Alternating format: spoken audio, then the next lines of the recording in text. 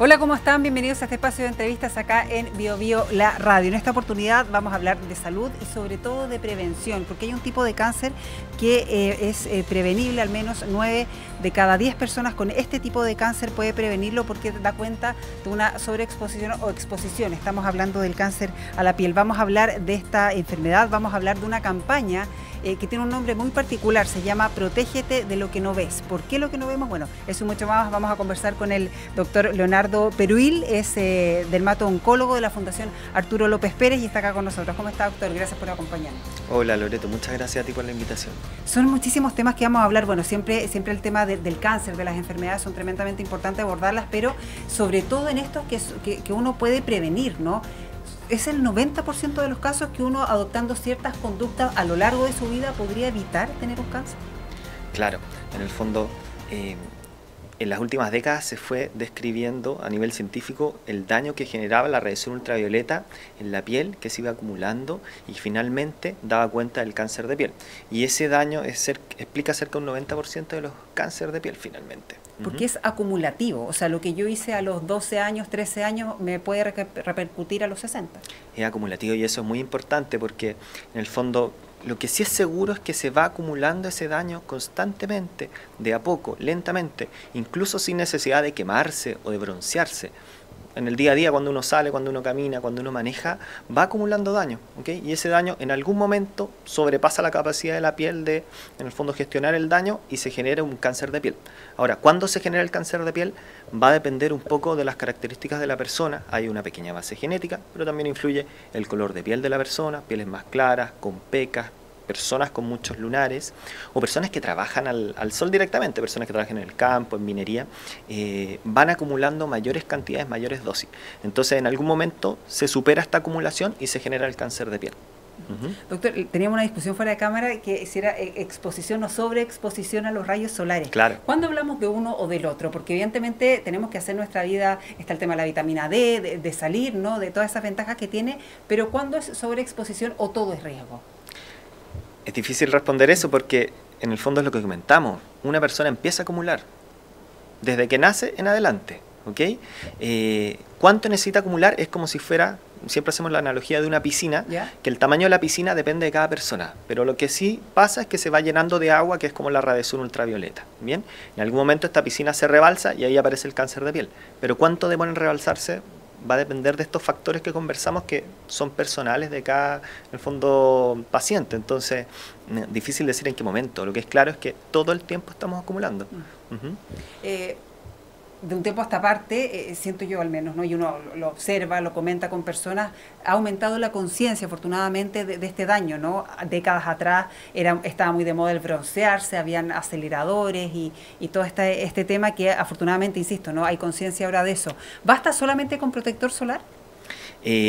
Bueno, lo que comenta es importante porque en el fondo por eso el nombre de la campaña es Protégete de lo que no ves, porque todos sabemos el daño que nos hace un cigarro, la comida chatarra, etcétera, pero la radiación ultravioleta es invisible. No es lo mismo que la luz del sol.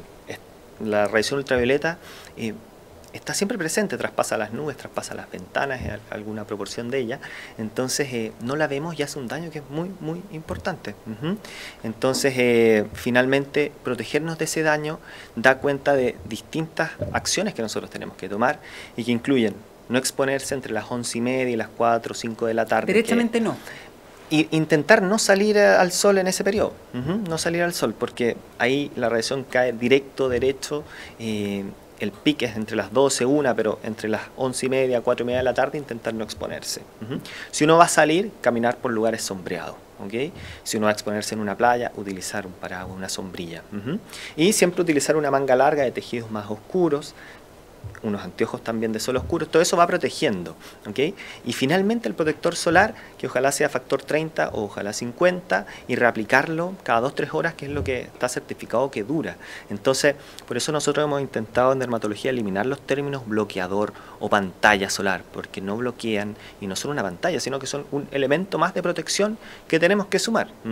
Pero adicional a todas estas otras medidas que tenemos que sumar también. Usted comentaba, y vamos a hablar de términos muy prácticos, ¿no? Porque la idea es orientar a las personas también. Las poleras de manga larga, por ejemplo. Claro. De todas maneras hay que ponerse estos bloqueadores o estas cremas en la Claro, en la los piel. protectores o fotoprotectores. Sí.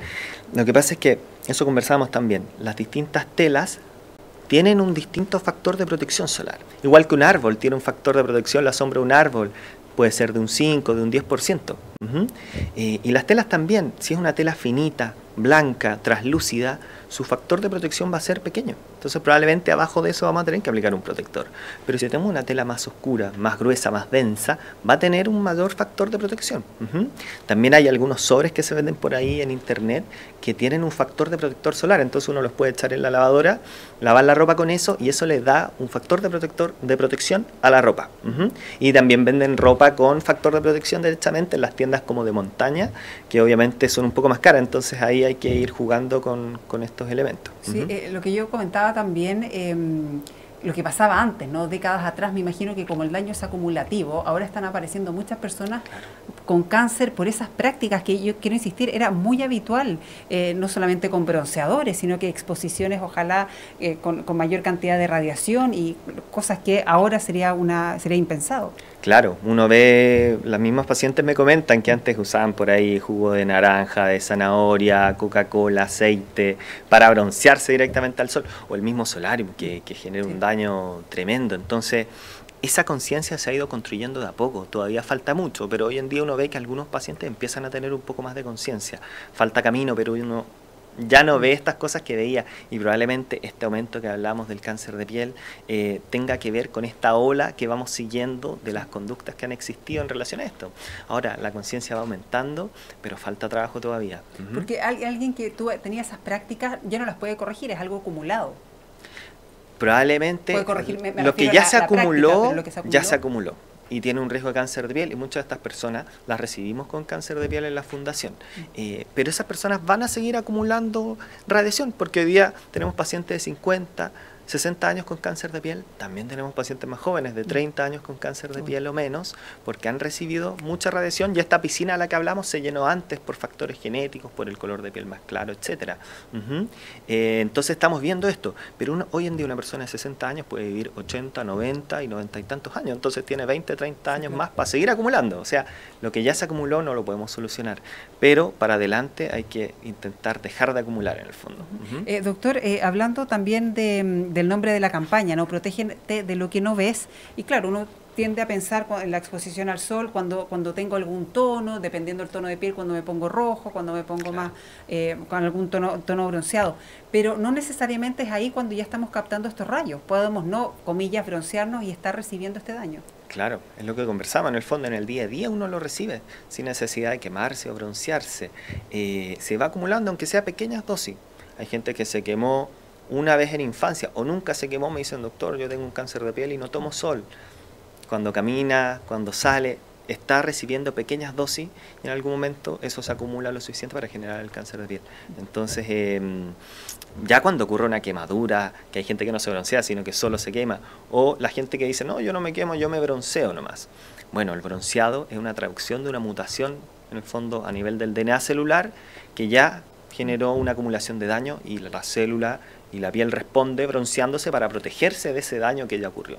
Entonces, finalmente el daño está y se va acumulando. Repitamos las personas que tienen más riesgo, ¿no? Usted decía pieles muy blancas, personas con pecas. Personas con pecas, personas de pelos más claros, personas de ojos más claros, personas que tienen muchos lunares, personas que tienen algún antecedente familiar, si bien lo principal es la radiación ultravioleta, hay un porcentaje genético que también influye y obviamente a mayor edad hay más riesgo, pero pacientes que han recibido mucho sol tienen cáncer de piel a edades más tempranas, pero a mayor edad más riesgo.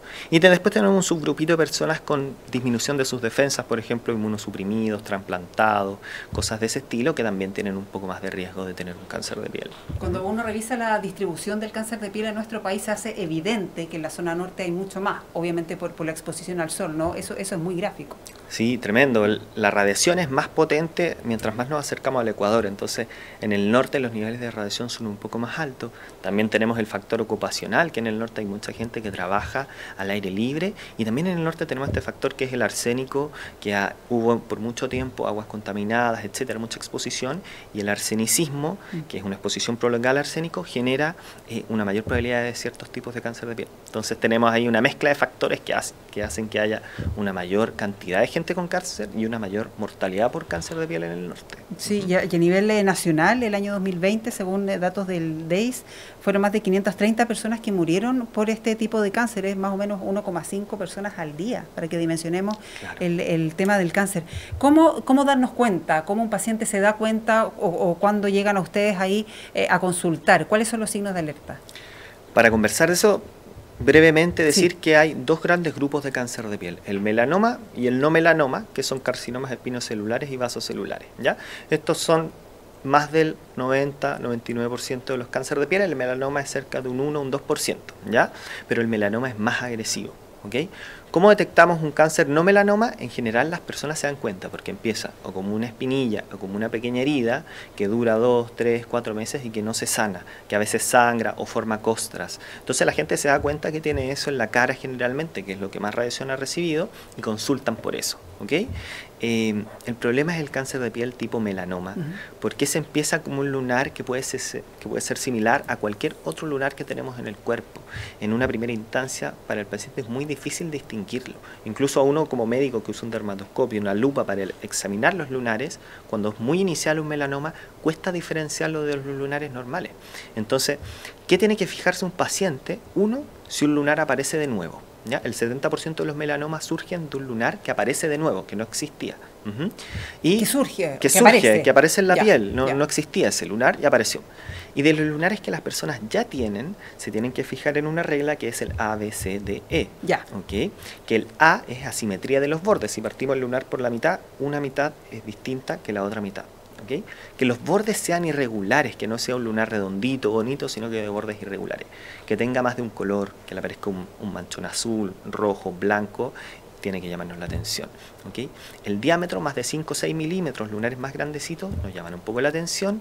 Y finalmente, y en el fondo, algo de lo más importante, que es la E, que es la evolución, un lunar que ya estaba, pero presenta cambios bruscos en el fondo. De todo lo que conversamos, le aparecen otros colores, le aparece un crecimiento asimétrico, eso tiene que llamar la atención. ¿Qué es un cambio brusco en términos de rápido? De rápido. O sea, el paciente me dice, doctor, esto de lunar yo lo tuve hace mucho tiempo, pero hace 6, 12 meses, un año, lo vi que cambió notoriamente. Que era chiquitito, creció al doble, creció de forma simétrica, le aparecieron otros colores, y eso muchas veces los pacientes lo notan y van. El problema es que al inicio es igual a otro lunar. Entonces por eso se recomienda un chequeo anual con dermatólogo para ver esos melanomas que pueden estar escondidos. Y el gran problema del melanoma es que si uno llega tarde, el pronóstico empeora muchísimo. El melanoma da metástasis a distintas partes del cuerpo y puede ser de riesgo vital, pero tremendo. Entonces un melanoma que lo dejamos pasar algunos meses, de repente se hubiera curado de forma relativamente sencilla, entramos a una enfermedad que el tratamiento es mucho más complejo. ¿Duele? ¿Los lunares? ¿Es signo en general no. En general no duelen los lesiones malignas o los cánceres de piel. Rara vez duelen. A veces duelen, pero rara vez. Y rara vez pican. Porque eso también a veces los pacientes preguntan, doctor, si pica, me preocupo. No, en general no pican mucho. Los no melanomas, lo que sí, forman costras, sangran, ¿ya? Pero el melanoma es un lunar que no produce ningún síntoma, por eso la gente no consulta, porque no siente nada. Y el no melanoma se considera de todas maneras cáncer, pero... es un cáncer de piel, pero crece en el lugar como si fuera una carie. Va destruyendo localmente. El problema es que si sale la nariz, operar eso y sacar la mitad de la nariz es complejo de reparar. Pero tiene mejor pronóstico. Tiene mejor pronóstico de vida, ¿sí? El no melanoma. Ahora, hay un grupito de los no melanomas que igual puede dar alguna metástasis a los ganglios, que son los espinocelulares. Entonces ahí se compleja un poco la cosa, pero ese es el concepto. ¿Hay algunas zonas del cuerpo que sea más riesgoso exponer al sol? Esta y otras preguntas las va a resolver el doctor a la vuelta de esta pausa, y seguimos hablando de esta campaña Protégete de lo que no ves y del cáncer a la piel. Vamos y volvemos.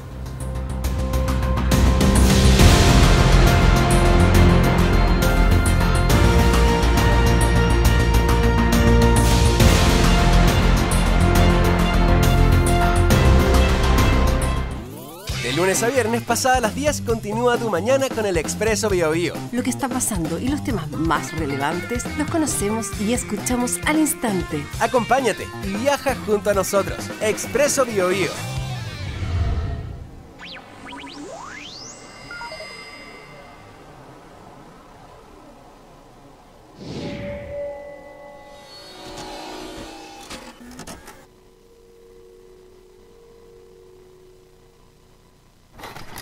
Biobío, la radio se escucha y se ve. En nuestra plataforma digital biobiotv.cl. En la televisión digital de libre recepción, Santiago 26.1. Valparaíso 46.2.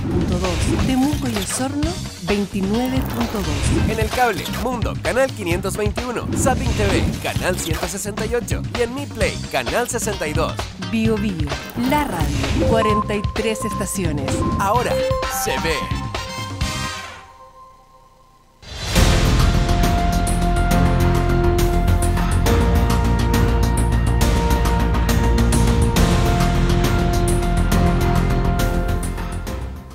Seguimos conversando acá en entrevistas en BioBio con el doctor Leonardo Peruil, es dermato-oncólogo de la Fundación Arturo López Pérez. Doctor, ha sido muy claro en explicarnos, sobre todo prevenir, ¿no? El prevenir el tema de este cáncer a la piel. Vamos a reiterar, 9 de cada 10 personas con cáncer a la piel lo desarrollan por estas conductas, ¿no? Que podemos evitar. Sabemos que el daño es acumulativo, pero que afortunadamente se está generando más conciencia sobre este tema. Hay una pregunta que quedó establecida antes de la pausa, doctor.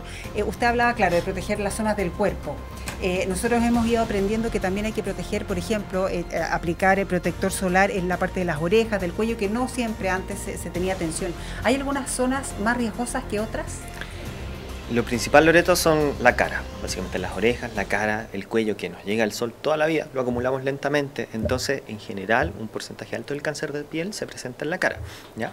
Después, en relación al melanoma, por ejemplo, que en realidad pueden salir en cualquier parte del cuerpo y los otros no melanoma también, hay algunas asociaciones, por ejemplo, que las mujeres tienden a tener más en las piernas los melanomas, quizás hay alguna exposición solar ahí también en las piernas, y en hombres se ven un poco más en espalda, pero finalmente estos son datos estadísticos, puede salir en cualquier parte. Y lo otro que es importante en Chile y en Latinoamérica, que se ve más melanoma en las palmas y en las plantas, que eso no se ve, casi no se ve en países europeos.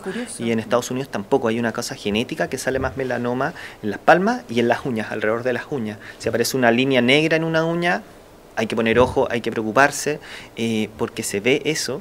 Yo estuve haciendo, por ejemplo, algunas pasantías en Europa, en Grecia, casi no veían melanoma en las uñas, y acá nosotros lo vemos muy frecuente, entonces hay un factor genético ahí también. ¿Es una mancha en la uña o es alrededor? Es una línea en la uña, en la uña, una línea negra larga que aparece del inicio al final de la uña. Que es evidente cuando uno lo ve. Es evidente, la gente se da cuenta, llama la atención, no siempre es un melanoma, pero una sospecha, o sea, hay que evaluarlo, sin duda hay que evaluarlo. Sí.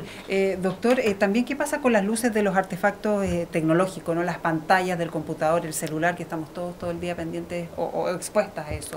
¿También provocan daño u otro tipo de daño? La luz azul, la luz infrarroja, la luz visible en el fondo de las pantallas.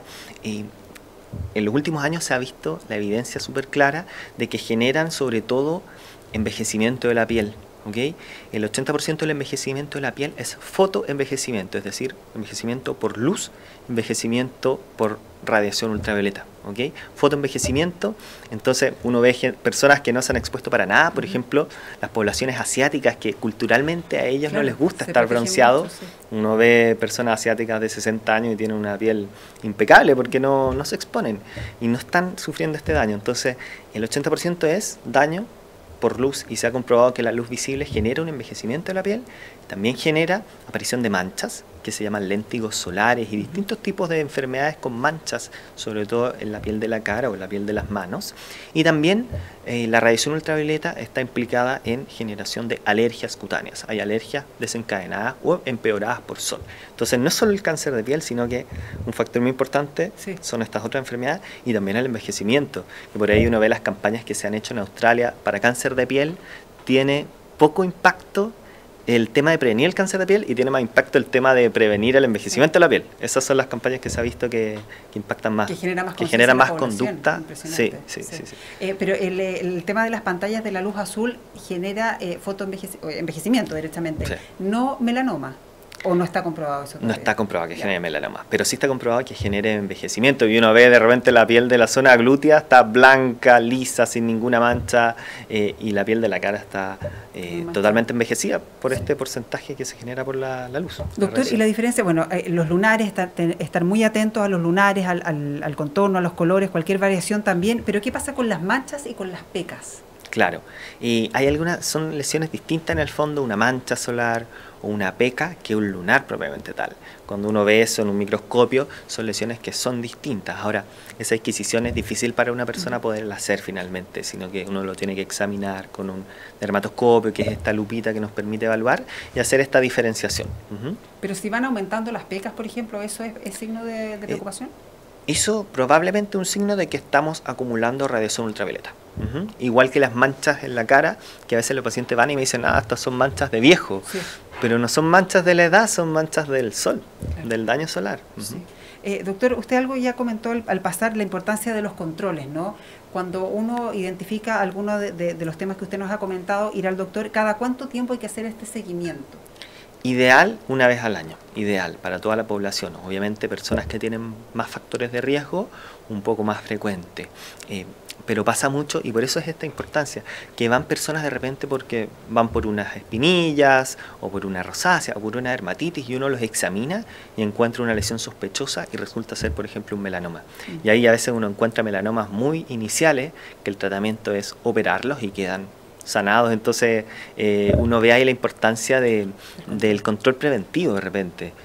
Cuando a una persona se le identifica algún tipo de lunar así, se hace la biopsia, en fin, después, ¿cuál es el tratamiento y qué pasa con los otros lunares de esa persona en todo su cuerpo? Claro, si uno detecta un lunar que es sospechoso, lo primero es hacer una biopsia, o sea, se saca ese lunar chiquitito, una pequeña cirugía de sacar entero el lunar, pero muy apegado al lunar, ¿bien? Para hacer la biopsia. Esa biopsia, en el caso de un melanoma, nos determina el pronóstico de ese melanoma. Qué tan profundo es el melanoma, cuánto se divide, si invade los vasos sanguíneos, los nervios, nos va a indicar si ese melanoma está más o menos avanzado, ¿ya? Mientras más tiempo el melanoma está, va creciendo hacia abajo, ¿ok? Y ese crecimiento hacia abajo nos determina el tratamiento. Un melanoma muy inicial, que está en la primera capita de la piel, o muy delgado, quizás con una segunda cirugía, que es una ampliación, que uno se expande en relación a la primera cirugía, puede ser curativa en más de un 98%.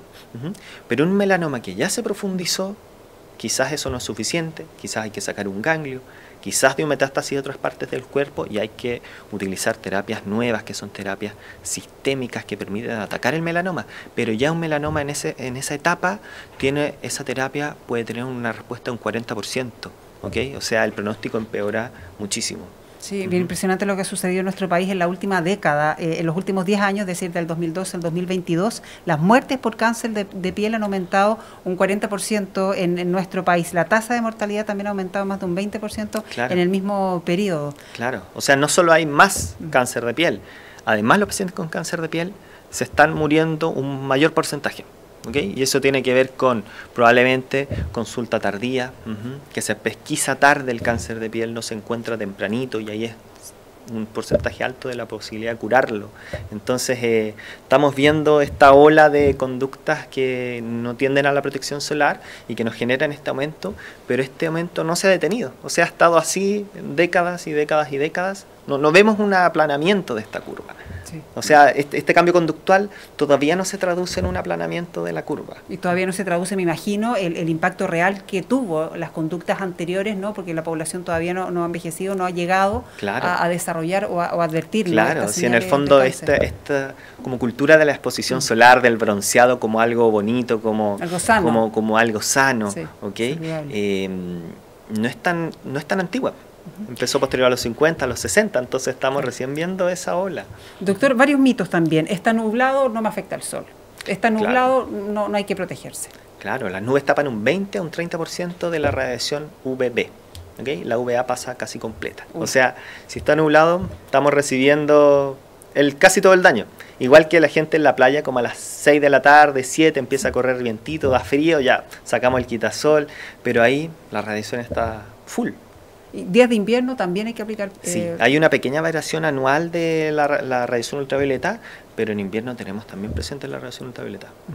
Así Doctor, que también en invierno. Durante la entrevista hemos estado viendo también la página de FALP, ¿no? Que están con esta campaña Protégete de lo que no ves, ahí estamos viéndola en pantalla también con varias recomendaciones. Un gorro, ¿no? Un sombrero para protegerse, anteojos de sol también, son todos elementos que ya no podemos dejar de lado sin duda, tienen que ser parte de nuestra vida. Claro, o sea, ha costado que se implemente el protector solar. De a poquito se ha hecho. Chile tiene buena regulación laboral, por ejemplo, hay gorros legionarios, hay obligatoriedad de usar el protector, esa es una ley muy buena que hay en Chile, pionera. Ha costado de todas maneras que se use el protector solar, y ahora que se está aumentando un poco la conciencia, ha costado que se entienda que el protector no es la única barrera, sino que es el último elemento de toda esta cadena de protección que necesitamos.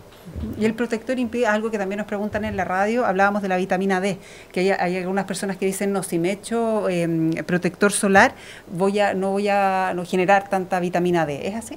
No voy a captar los rayos necesarios para la vitamina D. Claro, está muy en boga el tema de la vitamina D, incluso en otros médicos de otras especialidades, porque hay vitamina D baja en la población, y eso no se sabe bien por qué, y no solo en Chile, sino que en todo el mundo.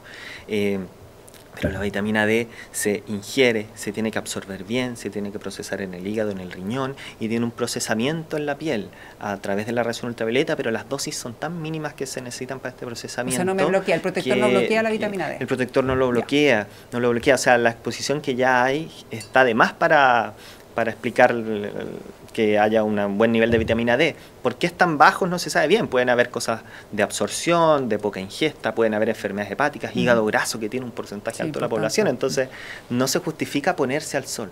Y además ponerse al sol, si uno agarra a todas las personas con la vitamina D baja y le dice pónganse al sol todos los días, no les aumenta significativamente la vitamina D. O sea, hay que medirla, y si está baja hay que suplementarla con un especialista finalmente. Perfecto, doctora. Cuidarse entonces, hacerse el autoexamen, revisarse, examinarse, ojalá sacar fotos periódicas, ¿no?, de los lunares más importantes también para ver ayuda. si es que ha cambiado también. El doctor Leonardo Peruín es dermato-oncólogo de la Fundación Arturo López Pérez. Ahí en los sitios de la Fundación también usted puede acceder a bastante material, ¿no?, muy ilustrativo también de esta campaña Protégete de lo que no ves. Doctor, muchas gracias por haber estado con nosotros. Muchas gracias, Loreto, por la invitación. Y muchas gracias a ustedes por seguir siempre atentos a las distintas plataformas de BioBio, la radio. Nos volvemos a encontrar en cualquier momento. Hasta pronto.